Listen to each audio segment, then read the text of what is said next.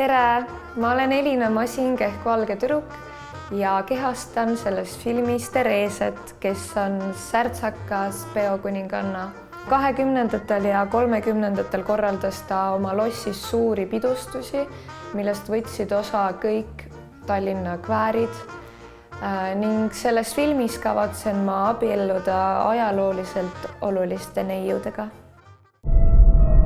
Tallinna post 1932. Armand Sinirak Tallinnast, kes murdis sisse Therese lossi, et seda lihtsalt rüüstata ja segi peksta. Kui Magnus Hirschfeld lavas Su Estonia ja vanemuine õhkas veel ja Eesti rahva huvi oli nii suur, sest teemaks olid armastuse eksitee.